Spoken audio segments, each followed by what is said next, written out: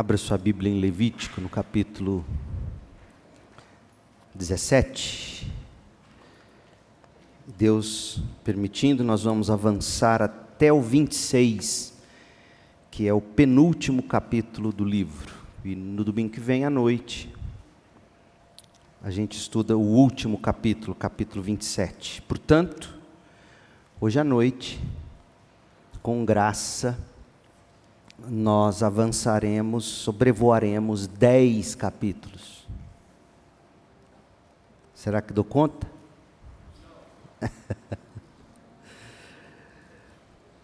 Nós vamos examinar do 17 ao 26, mas nós vamos começar lendo no 19, versos 1 e 2,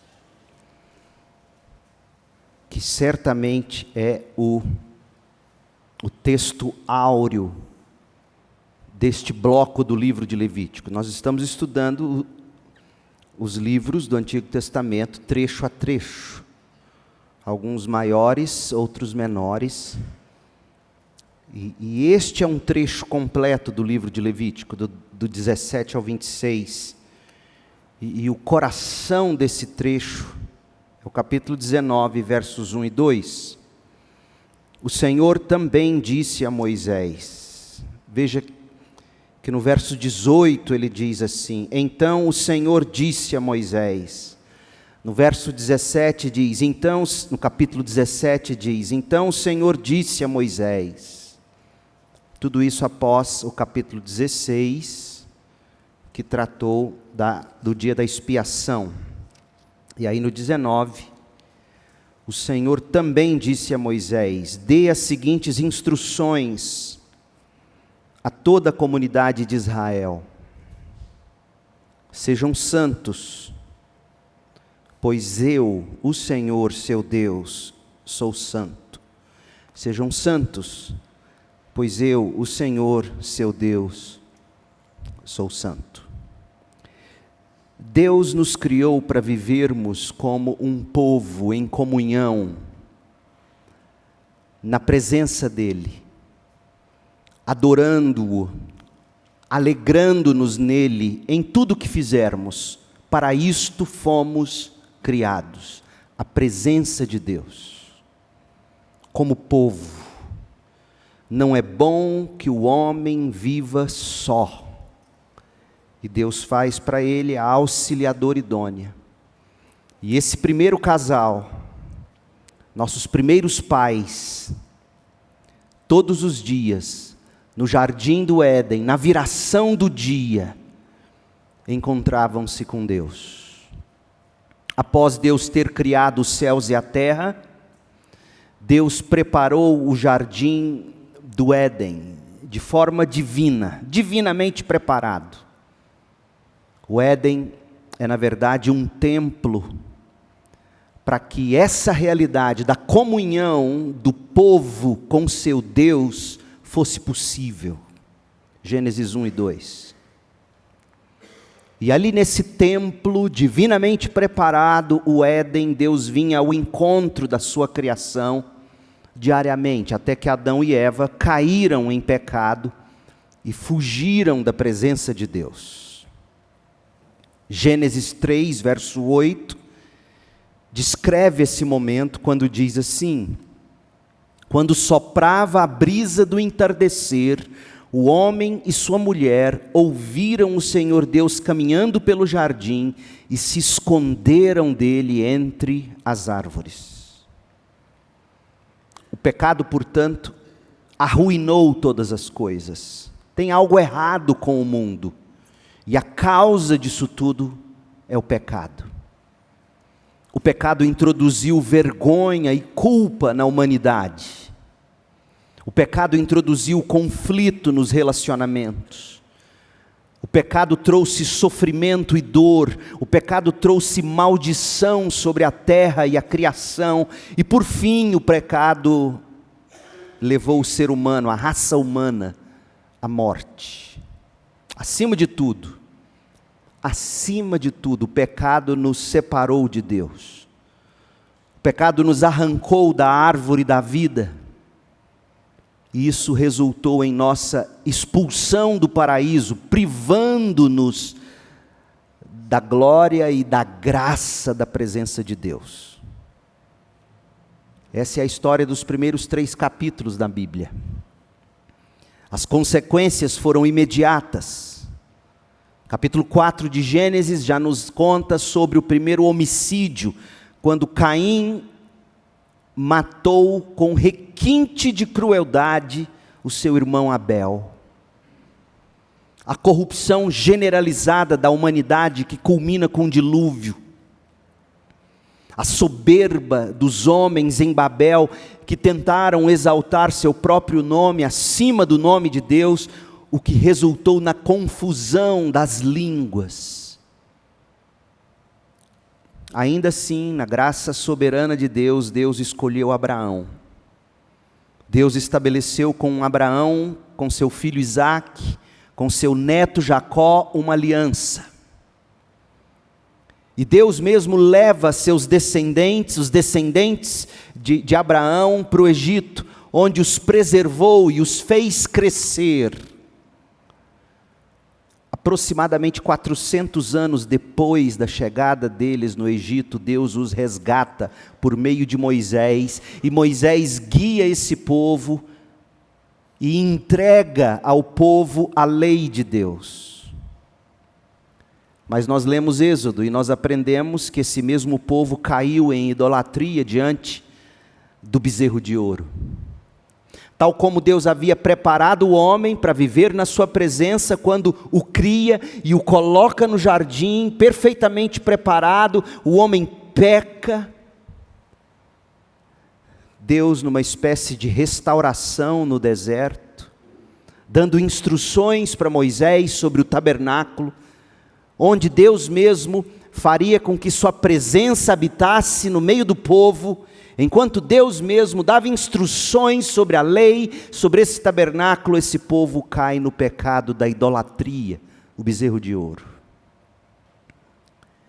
Mas Deus, por amor ao seu próprio nome, como diz o Salmo 106, verso 8, Deus, por amor do seu próprio nome, manteve sua aliança, ordenou ainda assim a construção do tabernáculo para habitar entre esse povo e restaurar o propósito original, qual seja, ter um povo que vivesse em comunhão com Ele, adorando-o, servindo e servindo também uns aos outros, regozijando-se em tudo isso para a glória de Deus e o bem comum. Mas como deveria ser essa vida em comunhão diante de Deus? As leis e mandamentos do Senhor estabeleceram esse parâmetro. Nós vimos isso em Êxodo, estamos vendo isso em Levítico, porque acima de tudo, o que Deus exige de nós é santidade. Sem santidade, ninguém vê a Deus. Santidade pessoal, santidade comunitária. Para isso Deus nos deu o livro de Levítico. Capítulos de 1 a 7 de Levítico respondem a seguinte pergunta: como é que pessoas pecaminosas e impuras podem viver em comunhão com um Deus que é santo e oferecer a esse Deus adoração? A resposta é por meio dos rituais de sacrifício. Capítulos 8, 9 e 10 de Levítico respondem a seguinte indagação: como os sacrifícios do povo chegarão a Deus em adoração? Como é que Deus receberá esses sacrifícios? Resposta: por meio do sacerdote, do sumo sacerdote consagrado. Capítulos de 11 a 15 respondem a seguinte questão em Levítico: como a santidade de Deus vai permear a vida de pecadores impuros? E a resposta: por meio do manual de purificação que já estudamos. E o capítulo 16 responde à pergunta: como o pecado será removido para garantir essa comunhão entre Deus e seu povo, entre o seu povo e Ele? Resposta: por meio do dia da expiação, que é o clímax da purificação. Foi isso que a gente estudou até aqui em Levítico. Agora, diante de nós, nós temos a penúltima parte do livro, Levítico 17 a 26. E a pergunta que Levítico 17 a 26 responderá será a seguinte: como o povo viverá em comunhão com Deus, obedecendo a Deus, para que a santidade se torne um modo de vida? Como? Resposta: por meio das leis de santidade. Portanto, assim será a vida em comunhão do povo de Deus, em santidade. Mas na prática, o que significa ser santo? É sobre isto que trata Levítico 17 a 26. É santidade na prática. 3 semanas atrás, quando nós estudamos Levítico 16, e Levítico 16 está bem no centro dos primeiros 5 livros do Antigo Testamento, nós analisamos o significado e a importância do dia da expiação. Nós vimos que Deus, por meio do sacrifício de sangue, por meio dos bodes expiatório e emissário, Deus, através do sumo sacerdote, perdoa, purifica e remove o pecado e a impureza do meio do povo, levando-o para o mais profundo deserto, lançando o pecado do povo no fundo do mar. Em Levítico 16, Deus estabelece um meio de expiação, e tudo isso apontando diretamente para a pessoa e para a obra de Jesus Cristo. Tanto que o livro de Hebreus, no Novo Testamento, nos revela que Jesus, ele é tanto o sumo sacerdote, quanto o sacrifício expiatório. Jesus é o bode expiatório, Jesus é o bode emissário ao mesmo tempo. E na morte dele, ele carregou todas as nossas iniquidades, o Senhor Jesus Cristo. Ele carregou todas as nossas transgressões, todos os nossos pecados, e pela ressurreição dele, ele ascendeu ao Santo do Santo Celestial, onde vive para sempre como nosso sumo sacerdote, e ele está agora mesmo lá intercedendo por aqueles que são seus. Em Jesus, nós conseguimos entrar além do véu, como vamos ler em Hebreus. Em Cristo, em união com Cristo pela fé, nós vivemos em comunhão com Deus. Espiritualmente falando, em Cristo nós temos hoje um acesso a Deus ainda maior do que era possível na antiga aliança. Jesus garantiu nossa redenção eterna, e embora, gente, agora vejamos como em um espelho, de forma obscura, e nossa experiência espiritual ainda seja invisível, um dia nós veremos claramente, conheceremos Jesus face a face. E é para lá que estamos caminhando. Nós temos uma grande salvação, Hebreus nos diz. É por isso que deveríamos nos exultar com Levítico de 1 a 16. Mas tem mais. Talvez você se pergunte, como assim tem mais? Se o capítulo 16 é o centro de Levítico, é o centro do Pentateuco, se o capítulo 16 é o clímax da primeira parte de Levítico, o que nós teremos nesta segunda parte de Levítico? Como é que os capítulos 17 até o último, 27, se encaixam nesta mensagem?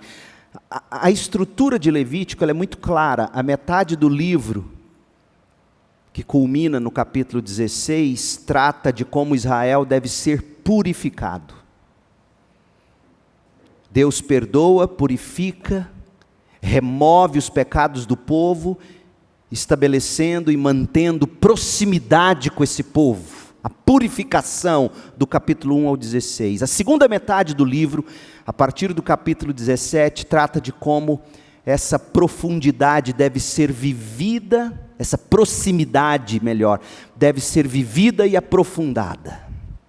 Portanto, de 1 a 16, purificação, de 17 ao 27, santificação. Ou seja, do 17 ao 27, de modo prático, como é que esse povo que foi purificado pelo sangue, como é que esse povo deve viver? Oh, meu povo, isso é tão importante numa época como a nossa, que destaca a graça de Deus, que distorce a graça de Deus, tornando-a num tipo de hipergraça, onde Deus não se importa com a maneira como nós vivemos. Levítico é um livro que desafia essa heresia. Santidade é o tema central desta sessão de Levítico. Não se trata apenas de termos sido purificados pelo sangue de Jesus, trata-se também de sermos santos, puros e separados, perdoados e distintos do mundo.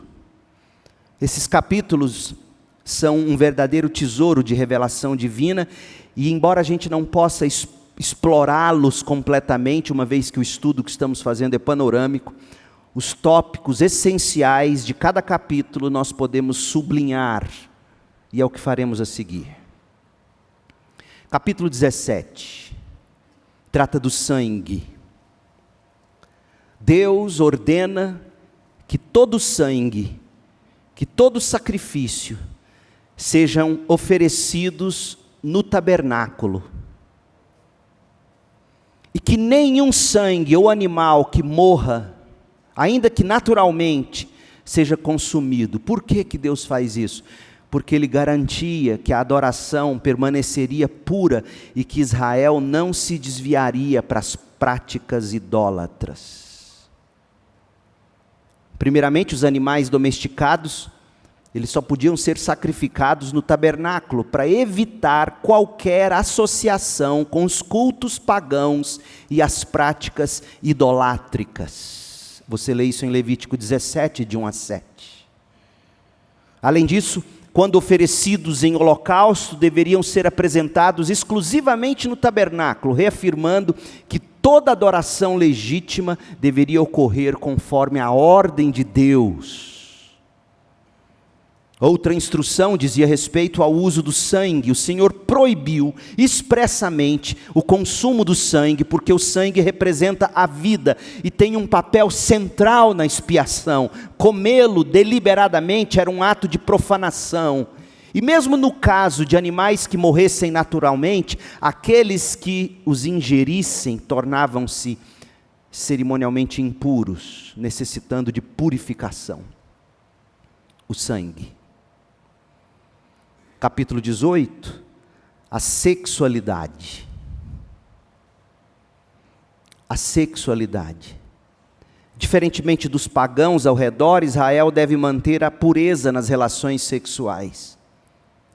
Israel deve manter uma vida familiar íntegra. Para tanto, o Senhor estabeleceu um padrão moral distinto para o seu povo, como sinal de sua aliança, de sua santidade. Levítico 18, de 1 a 5. E é por isso que você vai ler em Levítico 18 sobre o quanto Deus é contra uniões incestuosas, em qualquer de suas formas. Isso significa, Deus estava estabelecendo que seria pecaminoso relação sexual entre parentes, fossem eles consanguíneos ou afins. Tudo isso foi terminantemente proibido, garantindo a pureza e a ordem nas relações familiares dentro do povo de Israel, o que era bem longe de ser a realidade entre os pagãos. Da mesma maneira, diversas práticas sexuais perversas foram rigorosamente condenadas, reafirmando o chamado de Deus à santidade, aqui no capítulo 18, versos 19 a 23. Entre essas proibições incluíam-se relações durante o período menstrual, por causa do contato com sangue. Não que a relação entre marido e mulher seja pecaminosa, mas o simbolismo do sangue. O adultério era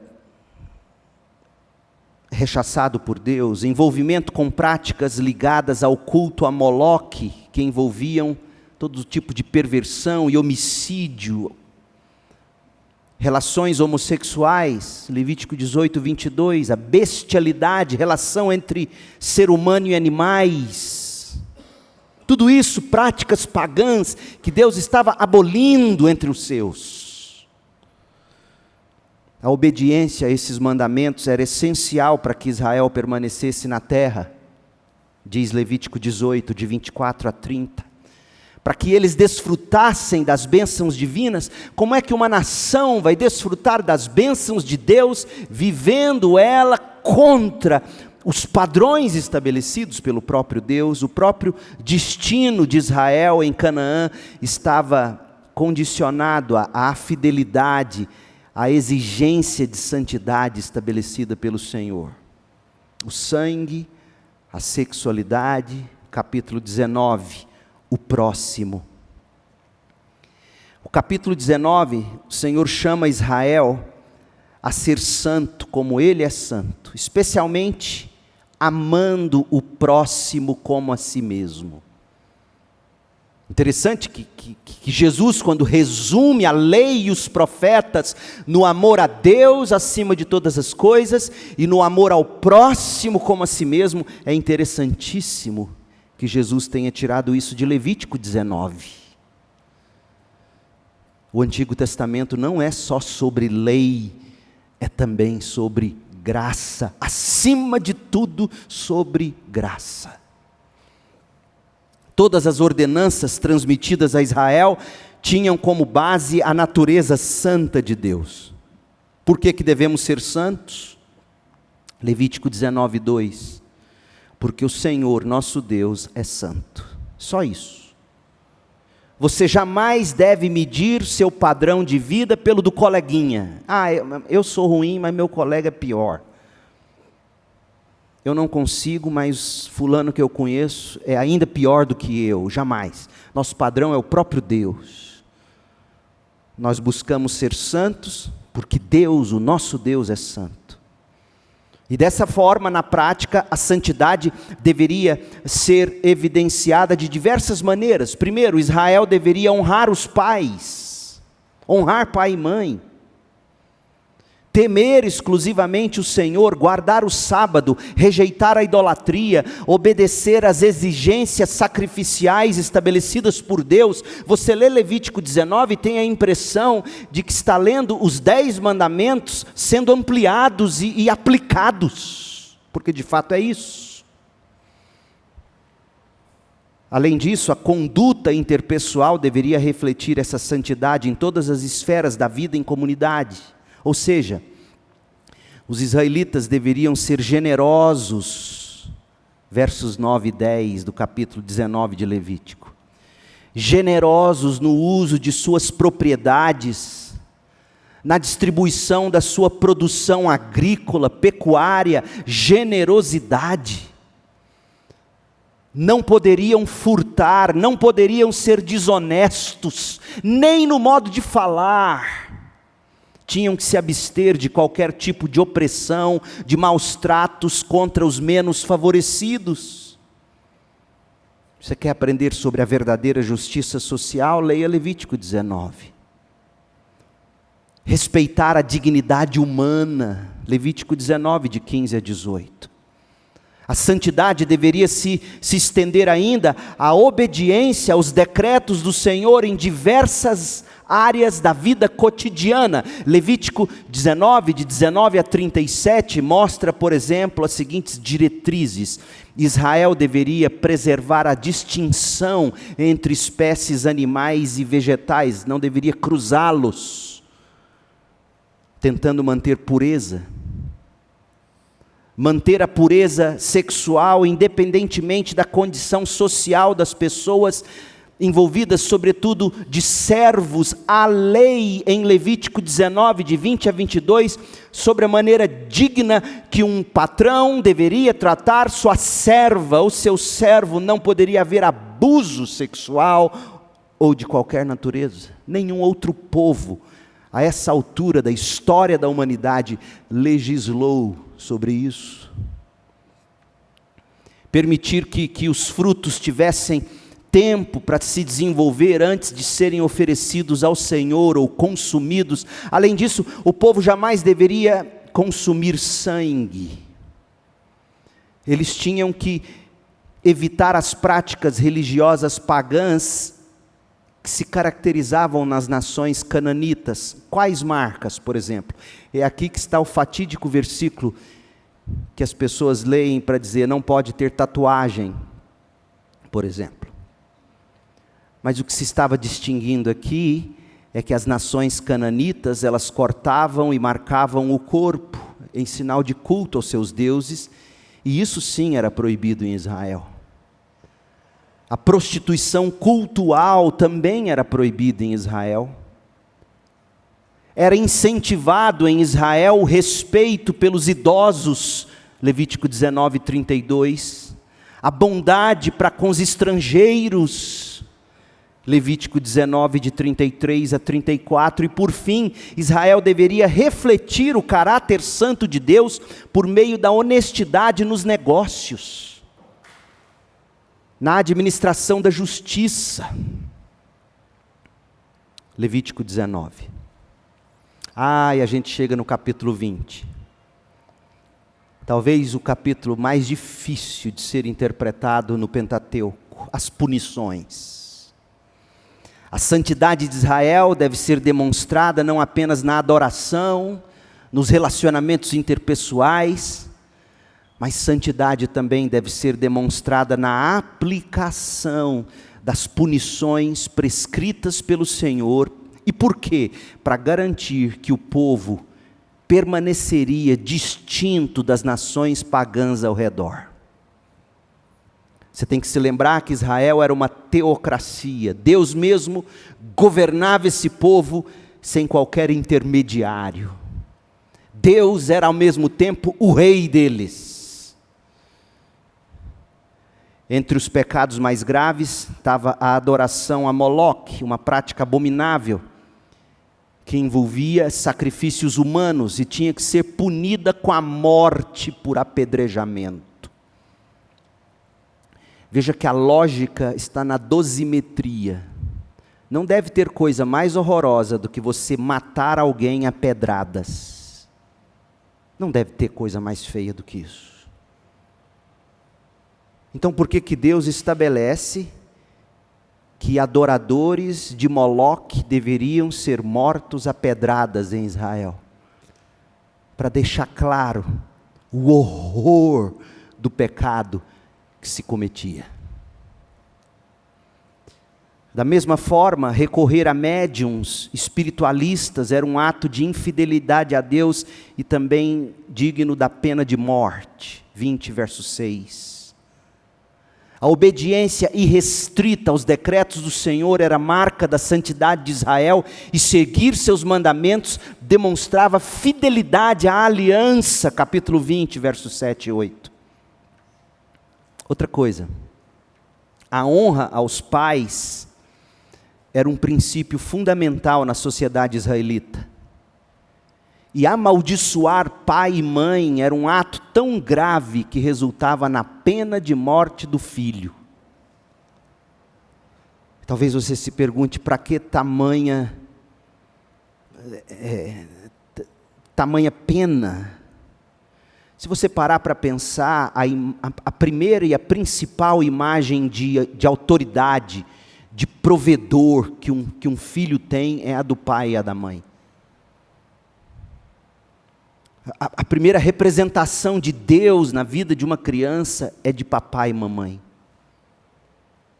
E portanto a desonra a eles é a desonra ao próprio Deus.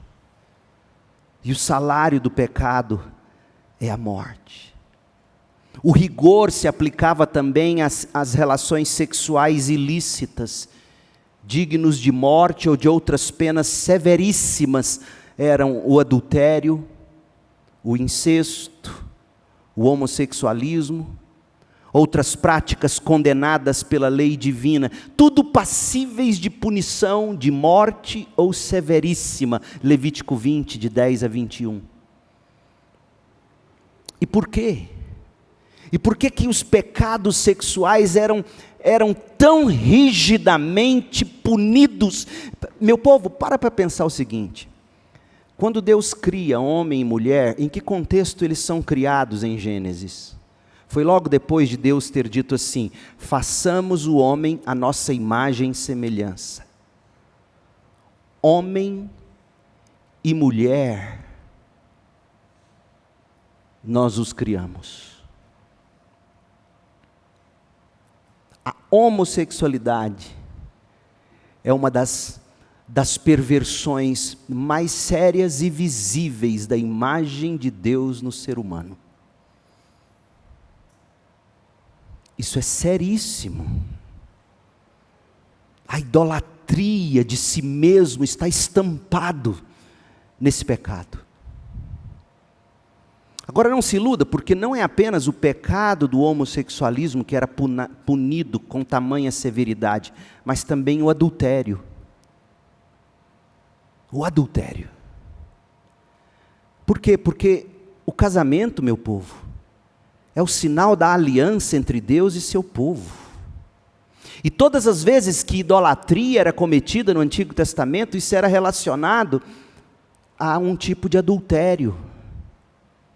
A perversão sexual está diretamente relacionado a muito do que Deus quer comunicar no casamento entre um homem e uma mulher, o seu amor pelo seu povo. Tanto assim que um livro inteiro no Antigo Testamento foi escrito para falar do amor de Deus pelo seu povo, mas ilustrado pelo amor do homem pela mulher. É o livro de Cantares de Salomão. E perverter a sexualidade é perverter aos olhos do homem o significado da aliança de Deus com seu povo. É perverter o significado da imagem e semelhança de Deus no ser humano. Não há pecado mais grave do que esse tipo de perversão, meu povo. Mas graças a Deus, em Cristo Jesus, há perdão até para isso. Há restauração. Relações sexuais ilícitas, adultério, incesto, homossexualismo, essas práticas eram condenadas por lei e todas passíveis de punição severa. Porque distorciam a imagem de Deus, distorciam a imagem da aliança, distorciam a imagem da adoração, e Deus não quer que isso aconteça. É só você observar o quanto também práticas pagãs e de religiosidade pagã levam a esse tipo de pecado. Eu tenho até que tomar cuidado com as minhas palavras, eu posso ser processado e preso nos dias em que a gente vive. Mas a coisa mais comum vai ser você chegar perto de algum tipo de religião ou de religiosidade pagã, onde a coisa mais comum é incesto, é relacionamento entre homem e homem, mulher e mulher, é todo tipo de promiscuidade. É por isso que Levítico, nesse contexto, está fazendo isso. Hoje, a igreja de Jesus não é chamada a matar, mas ela é chamada a exortar em amor o pecador. Ela é chamada a restaurar o pecador, e quando ele se recusa a abandonar a velha maneira de viver, a igreja não mata, mas a igreja disciplina, ela desliga da sua membresia, na esperança de que haja restauração. A observância dos decretos do Senhor não apenas garantia a santidade do povo, mas também impedia que Israel se tornasse como os pagãos e fosse expulso da terra prometida, porque fidelidade à aliança era condição essencial para se permanecer na terra dada por Deus. E por fim, Levítico 20, 27, o mediunismo, o espiritismo, práticas incompatíveis com a santidade divina deveriam ser erradicadas por meio da pena de morte. Tão sérios eram esses pecados. Você chega nos capítulos 21 e 22, que eu não vou me deter neles, porque o que nós temos no capítulo 21 e 22 são instruções a respeito dos sacerdotes, sobre a santidade dos sacerdotes. Os sacerdotes de Israel devem viver como supremo exemplo de santidade e de dedicação, refletindo a separação que Deus exige para aqueles que ministram diante dele. E sem dizer que sumos sacerdotes e sacerdotes no Antigo Testamento eram imagens, eram tipos de Cristo. Então a conduta deles deveria ser irrepreensível, servindo como modelo para o povo, e o que se lerá nos capítulos 21 e 22 será sobre isso. Capítulo 23 de Levítico, as festas. É interessante porque Deus é um Deus de celebrações, é um Deus de festa. A presença santa do Senhor no meio do povo exige a observância meticulosa das festas religiosas estabelecidas por Ele. E essas celebrações não são meros rituais culturais, mas são momentos sagrados, que lembram e festejam a aliança de Deus com Israel, a provisão de Deus, a redenção de Deus, ao mesmo tempo que apontam para realidades espirituais maiores que foram cumpridas em Cristo. Então no capítulo 23, você vai ver que todas as festividades de Israel começavam no sábado. Existe também leis aqui sobre a Páscoa, a festa dos pães ázimos, que era o período que recordava a saída apressada do povo do Egito. O sábado, o descanso. A Páscoa, o sangue do cordeiro. Pães ázimos, a saída do Egito, a festa das primícias, a celebração deles ao entrar na terra prometida. Israel deveria apresentar ao Senhor um molho de espigas, de cevada, de suas colheitas. A festa das semanas, conhecida como festa de Pentecostes, a festa das trombetas, a festa do dia de expiação, a festa dos tabernáculos, tudo no capítulo 23. Fazendo o povo jamais se esquecer da sua aliança, e mais do que isso, lembrar da aliança de Deus com eles pelo sangue do Cordeiro de uma maneira festiva. Deus é um Deus festivo. Capítulo 24, o culto e a justiça. A presença santa do Senhor no meio do povo exige tanto a provisão adequada dos elementos necessários para o culto, quanto a punição rápida e justa daqueles que desprezam Deus, porque Deus é o centro da adoração de Israel, e para garantir o funcionamento apropriado do culto no tabernáculo, Israel deveria prover fielmente os elementos necessários, pão e azeite, elementos essenciais, preservar a reverência ao nome de Deus. Então o que nos é dado no capítulo 24 são instruções sobre o culto e a justiça, e é curioso que a justiça em Israel está ligada à glória de Deus no culto. Qualquer povo que tentar construir um padrão de justiça que elimine a santidade de Deus, cometerá abusos. E aí é usado aqui no Levítico 24, de 10 a 12, um caso específico que é apresentado, um meio israelita blasfemou contra o nome do Senhor, foi levado diante de Moisés, a sentença dele foi determinada, a resposta de Deus foi clara, foi severa, nos versos 13 a 16, a pena prescrita para blasfêmia era a morte por apedrejamento. Tamanha honra que se deve dar ao nome de Deus. Meu povo, a gente lê essas histórias, e eu fico pensando, dava-se tanto significado à honra, nós banalizamos tanto, a gente faz até piada com o nome de Deus, a gente faz até piada envolvendo Cristo, é um negócio impressionante o ponto a que chegamos. Enquanto o judeu, quando ia copiar a lei, diz, eu nunca vi um documento específico que pudesse me comprovar isso, mas eu sempre ouvi essa história, não sei se é exagero, mas quando ia se escrever o nome do Senhor, até a pena era trocada.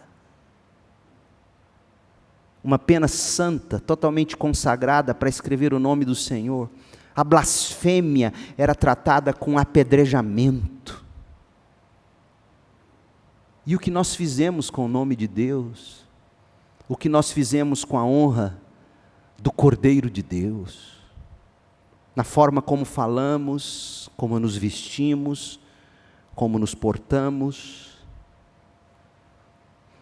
Levítico tem que de algum modo recobrar em nós algum tipo de temor. Capítulo 25 fala do descanso e da liberdade. As atividades de Israel na terra prometida devem ser governadas pelos princípios do descanso sabático e da redenção, refletindo a soberania de Deus e a provisão do Senhor. Então tinha a época do descanso da terra a cada 7 anos. Tinha o ano do jubileu a cada 50 anos, o dia da expiação. Tudo isso mostrando que a terra não é de ninguém, é do Senhor. Tudo isso mostrando que mesmo aqueles que iam se endividando tanto, iam perdendo tudo, tinham um momento quando eles poderiam recobrar a dignidade. Ou como Deus é justo em Levítico, e como as pessoas são rápidas em pensarem apenas os versículos que elas querem, para defenderem seus pecados mais preciosos.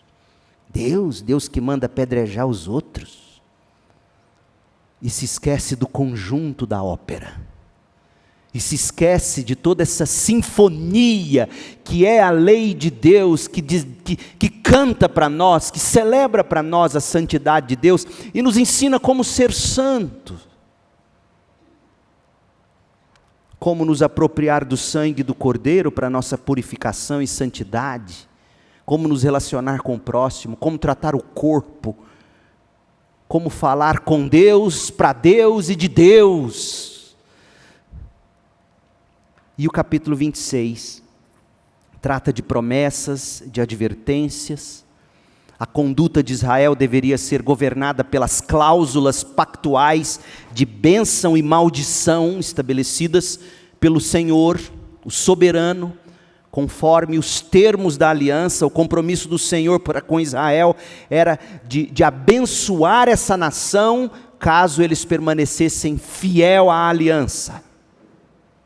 2 pilares, sobre esses 2 pilares, a obediência de Israel se apoiava. Primeiro, lealdade exclusiva ao Senhor. Segundo, observância diligente das leis do Senhor.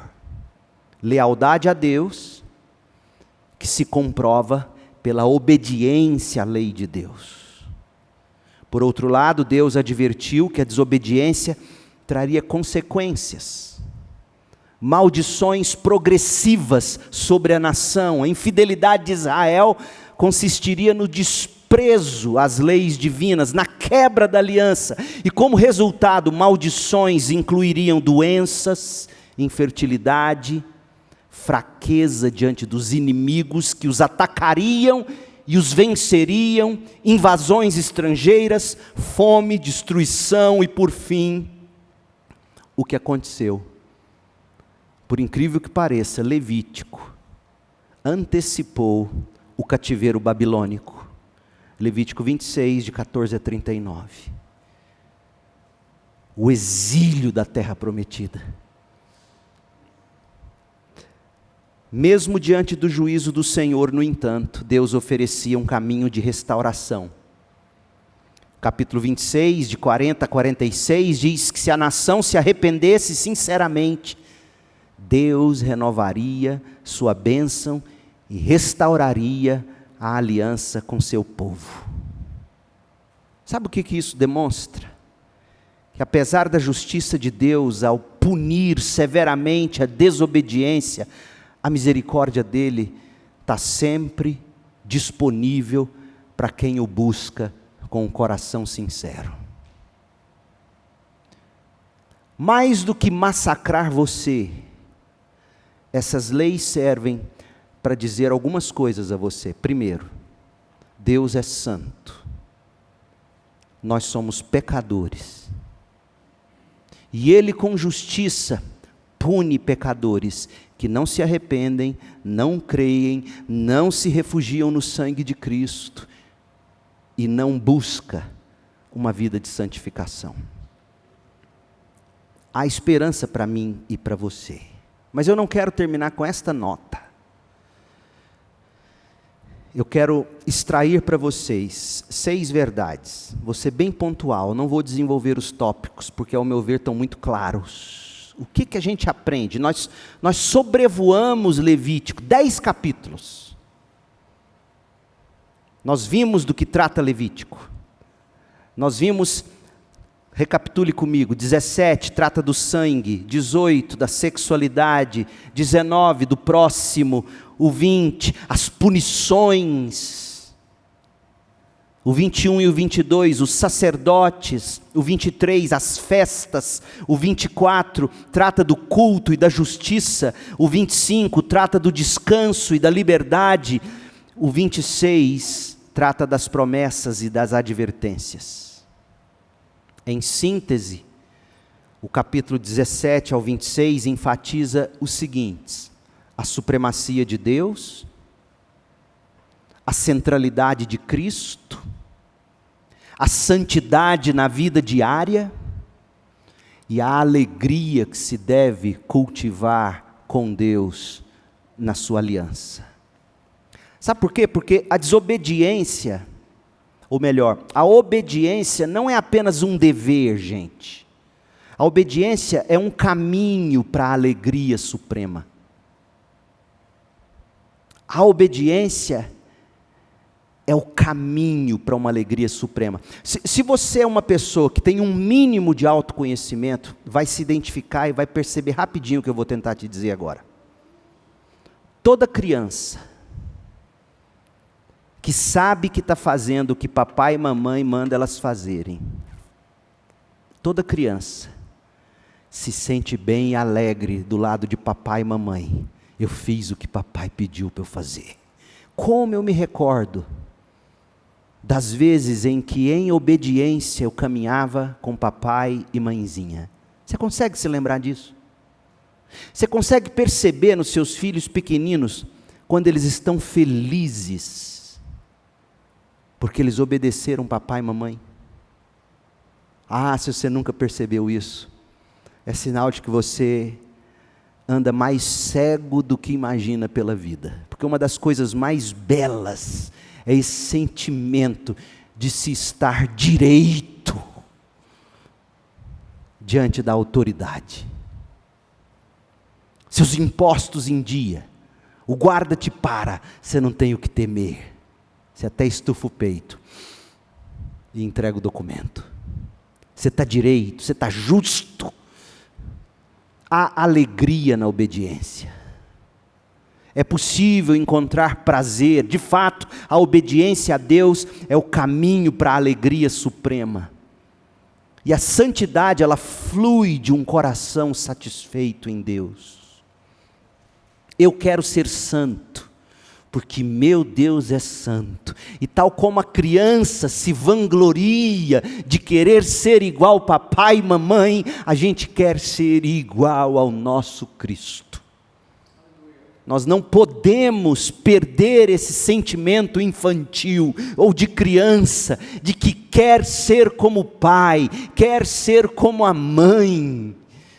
Nós queremos ser como Deus. Agora você começa a entender por que a nossa cultura corrompida tem pervertido tudo em termos de maternidade e paternidade. Quando a nova moda, a nova onda do maternar vem ensinando coisas absolutamente estranhas ao que é o pai e a mãe num relacionamento para uma criança.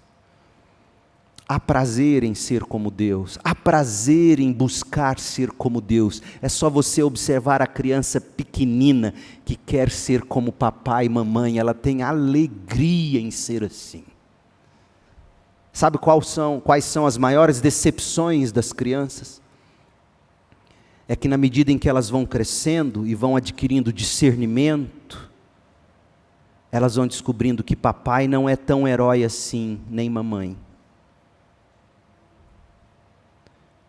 E se não soubermos ajudá-las a entender isso, a pedir o devido perdão como pai, como mãe, nós começamos a estragar tudo na cabecinha delas. Mas há um detalhe: o papai que está nos céus jamais nos abandona ou nos decepciona. Então nós podemos continuar como crianças, querendo ser santos, porque Deus, o Pai, é santo. Mas mais do que isso, a santidade é o reflexo do caráter de Deus. É sobre isso esse trecho de Levítico. Sejam santos, porque eu, Senhor, sou santo. Santidade é sobre quem Deus é, não é sobre costumes, não é sobre moralidade, é quem Deus é. Segundo, a adoração, ela está centrada no sacrifício de Cristo. Levítico 17:11, porque a vida do corpo está no sangue, e eu lhes dei o sangue no altar, para fazer expiação por vocês. É o sangue oferecido que faz a expiação em lugar de uma vida. E vem Hebreus 9:12 e diz: com seu próprio sangue, e não com sangue de bodes e bezerros, Cristo entrou no lugar santíssimo de uma vez por todas e garantiu redenção eterna. A nossa adoração é centrada no sacrifício de Cristo. E quando você descobrir que seu filho começa a se decepcionar com seus próprios pecados, ou com o pecado do pai deles, ou com o pecado da mãe deles, o seu papel é levar seu filho, não para uma imagem errada, ou é levar seu filho para a cruz, junto com você, papai e mamãe. Vai com ele junto para a cruz e diga: filho, papai e mamãe são pecadores. Papai e mamãe pedem perdão. Papai e mamãe são lavados pelo sangue do Cordeiro de Deus. Mas papai e mamãe precisa te dizer: o papai do céu não é igual ao papai e mamãe. Ele é muito bom. Agarre-se nele. Percebe como é que a espiritualidade que é baseada no sacrifício de Cristo permite aos pais também pecar? Porque esse é um outro problema, é você tentar ser aos olhos de filhos aquilo que você jamais conseguirá ser: perfeito. Você não precisa ser hipócrita, porque você não é perfeito. Mas se você sabe mostrar para o seu filho que a nossa adoração está centrada no sacrifício de Cristo, você redime esse relacionamento. A santidade tem como parâmetro o caráter de Deus. A adoração é centrada no sacrifício de Cristo. Terceiro, a santidade se reflete na sexualidade e nos relacionamentos. Não foi isso que vimos aqui? Capítulo 18, capítulo 20.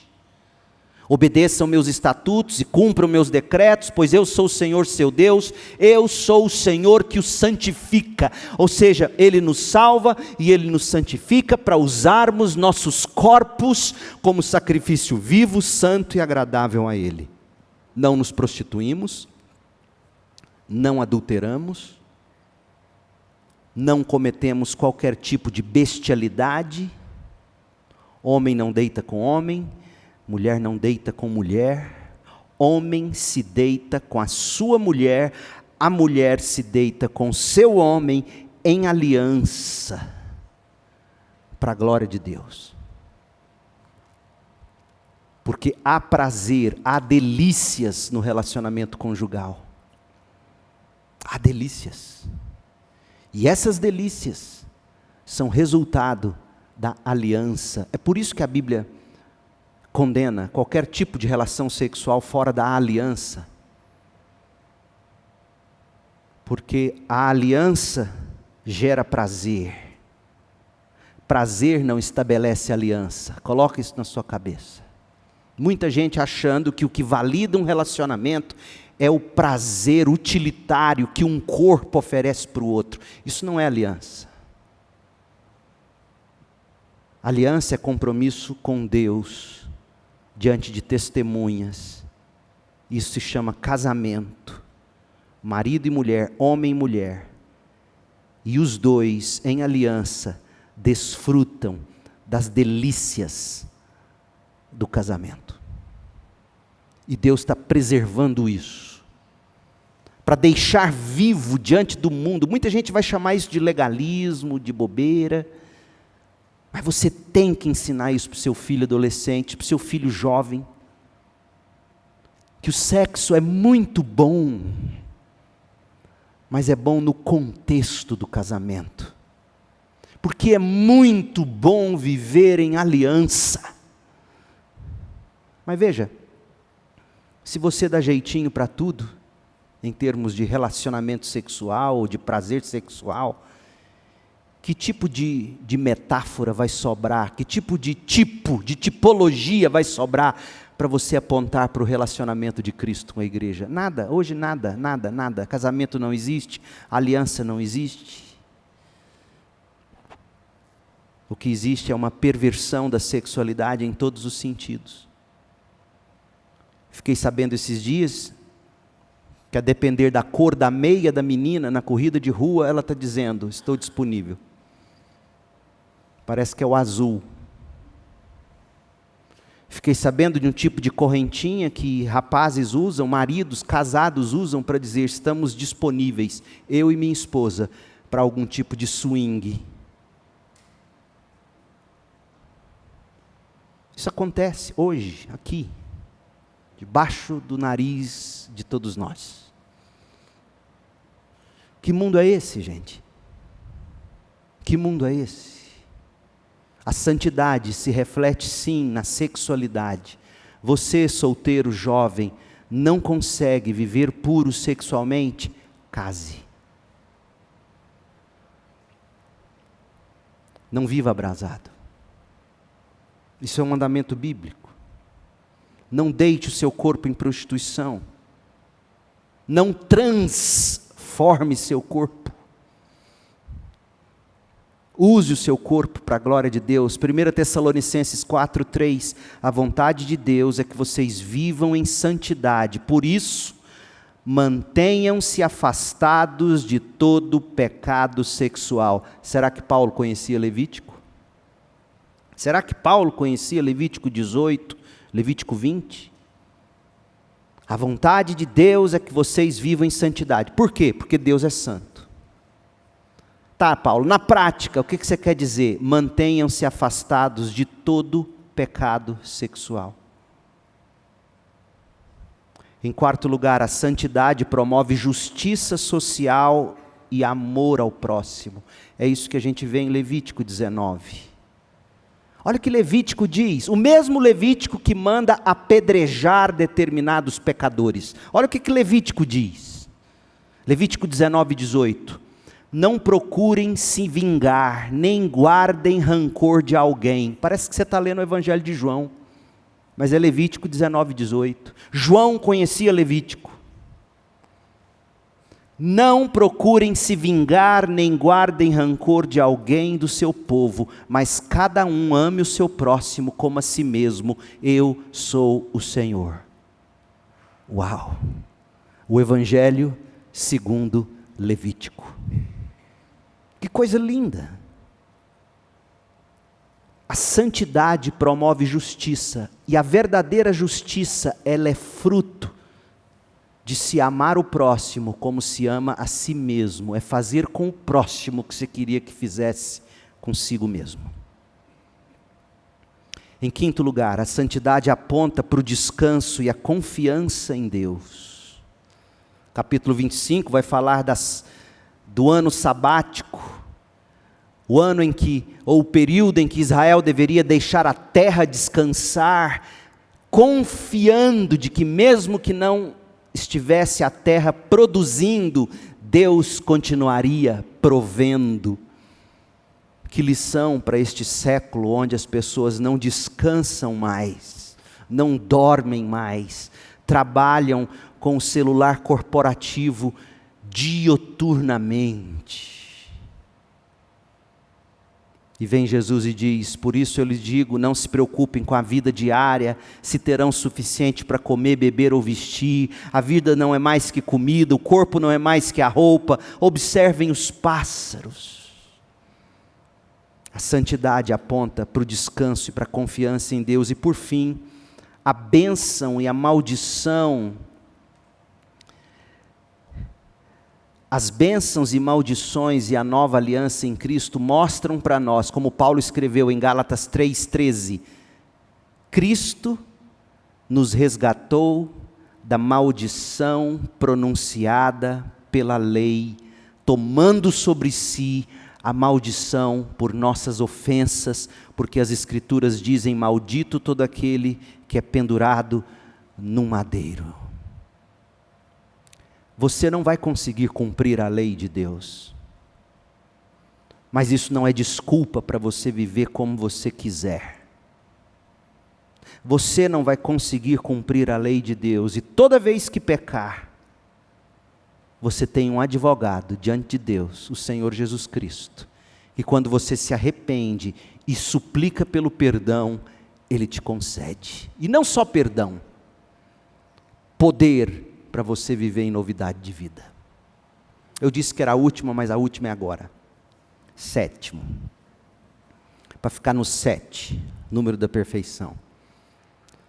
A espiritualidade de Levítico é uma espiritualidade comunitária. Os capítulos 17 a 26 falam da santidade fora do tabernáculo. A santidade fora do lugar de culto. Portanto, a santidade na comunidade de Israel, e tudo aqui envolve Israel vivendo em comunhão como povo. Lembra como eu comecei esse sermão?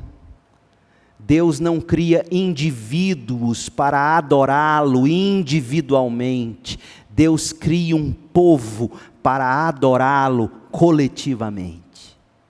Deus criou Adão, para ele deu Eva e disse, encham e multipliquem, multipliquem e encham a terra. A igreja, a vida em comunhão com a igreja. Você não pode deixar de congregar como é costume de alguns. Levítico é muito claro quanto a isso. A necessidade de você viver em comunhão. Portanto, meu povo, santidade, alegria e satisfação em Deus. É sobre isso esses capítulos. Levítico ensina que a santidade abrange todas as áreas, não apenas seu culto, não apenas seu dízimo. Porque a pergunta que eu te faço é, o que você faz com os 90% que te sobra? Essa é a pergunta. Tem gente que vive perguntando, pastor, é correto, eu só tenho que dar 10%, como se você pagasse essa taxa e os 90% você vive com eles como o diabo gosta.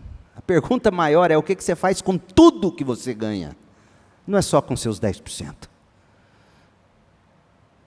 A vida é sobre o seu tudo, sobre você como um todo. Porque veja, desde a forma como você trata a pele, se você marca a sua pele ou não, como você corta o cabelo, apara a barba, como se veste, tudo, está tudo aqui. É Deus dizendo, eu me preocupo com cada detalhe da sua vida. Você tem que ser todinho santo, porque eu sou totalmente santo. Como é que você faz isso? É impressionante, porque essa santidade, até em Levítico, ela é obra da graça de Deus, como a gente leu. Eu sou o Deus que o santifica. Como é que Deus te santifica? De novo, vamos à imagem da criança. Sabe o herói que a criança tem? Ela mira nesse herói, ela ama o Batman, ela ama o Hulk, ela ama o Homem-Aranha. Ela quer se vestir igual ele, ela quer falar como ele, ela quer ser igualzinho esse herói.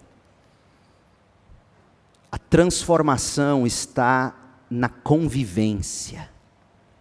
Segundo aos Coríntios 3:18, o Espírito arranca dos nossos olhos o véu. A gente consegue enxergar a glória de Cristo por quem Ele é. E quanto mais contemplamos Cristo pelo que a Bíblia revela sobre Ele, quanto mais contemplamos Deus pelo que a Bíblia revela sobre Deus, sabe qual é o resultado? Nós vamos nos tornando cada vez mais parecidos com Ele. A gente começa a falar como Deus fala, a gente começa a sentir como Deus sente, fazer o que Deus faz, porque assim como Ele é santo, nós buscamos ser santos. E como nós buscamos ser santos? Fixando os nossos olhos nele, pelas Escrituras, e suplicando, revela-se a mim. Revela-se a mim, porque eu quero ser como Tu és. Nesta noite, meu desejo é que você entenda isso. Santidade não é um código para fazer você viver infeliz. Nossa, santidade, esse negócio, é minha infelicidade, pastor. Será que Deus me quer infeliz? Eu dizendo não para os meus prazeres? Não, você não entendeu Deus. Pelo contrário, Ele quer que você seja feliz com o que de fato te trará felicidade. Ele mesmo. Não tente outra coisa, não tente substitutos. Por 2 motivos. Você jamais será feliz com substitutos. Eu não sei como que alguém consegue viver com réplica. Relógio, Rolex, réplica. Não sei como. O sujeito bate o olho no Rolex. Que Rolex que nada, moço. Passei uma vergonha esses dias, uma vergonha. Minha sobrinha deu um relógio Cássio para a Isabela, minha filha. Um relógio usado. Aqueles douradinhos que as meninas estão usando. Aí o besta aqui leva ali. Para trocar a pilha. Para dar para a Isabela, minha filha. O cidadão abre. Na verdade, levei no relojoeiro, que tem lá no subsolo do Bougainville. Ele abriu o relógio. No que ele abriu, ele olhou para mim e falou assim: você sabe que isso aqui é réplica, né? Eu falei, Foi minha sobrinha que deu para minha filha. Ele falou assim, é réplica, eu vou trocar, mas isso aqui não pode nem espirrar perto dele, vai acabar. Eu falei, tá bom, joga no lixo. Eu não sei como é que alguém consegue ter prazer em réplicas. Não busque prazer em réplica. Primeiro, não vai te saciar. Não busque substitutos para Deus. Segundo, vai te condenar, o que é ainda pior. Santidade é sobre saber quem Deus é e querer ser como Ele. E não tem ser no universo que é mais feliz do que Deus. E é para isso que Ele te chama, para ser santo como Ele é santo. Olhe para Jesus, seja salvo e seja santo. Oremos. Pai, em nome de Jesus, Pai, pegue meus 5 pães e 2 peixinhos e multiplique. Ó Deus, dá-nos paixão pela pureza, dá-nos sabor pela santidade.